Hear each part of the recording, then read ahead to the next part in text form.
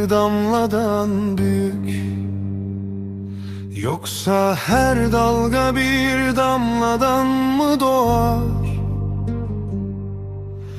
Bir damla düşer sessizce kalbe, sonra bir okyanus başlar yürekten. Bir damlayım ben, yağmurdan değil, yürekten düştüm, umuttan bir dil. Okyanus muyum henüz değil, ama her damla bir deniz için bir sebil. Küçük bir yürekten büyük bir yürek yaratmak, sessiz bir mucize gibi büyür içeride. Bir damla sabır, bir damla umut, ve insan bir gün kendi denizini kurar. Bir damlayım ben, yağmurdan değil, yürekten düştüm, umuttan bir dil. Okyanus muyum henüz değil, ama her damla bir deniz için bir sebil.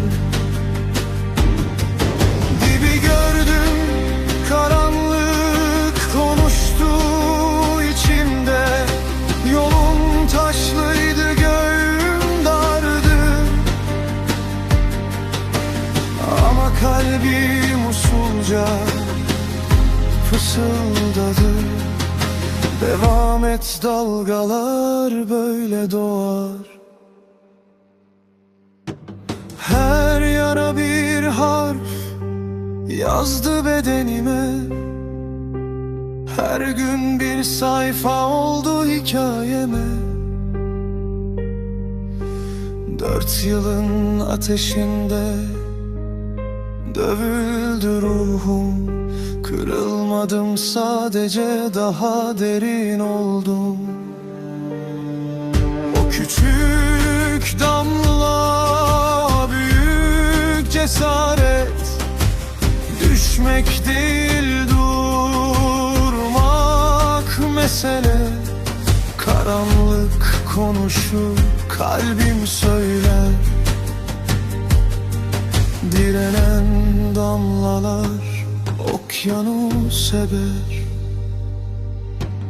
Bir damla daha, bir damla daha, sabırla birikir görünmeyen güç. Ve bir gün insan fark eder, o küçük damla okyanusa dönüşmüş. Ben damlayım ama vazgeçmem. Bir damla daha, bir damla daha. Çünkü okyanus dediğin şey, direnen damlaların birleşmesidir.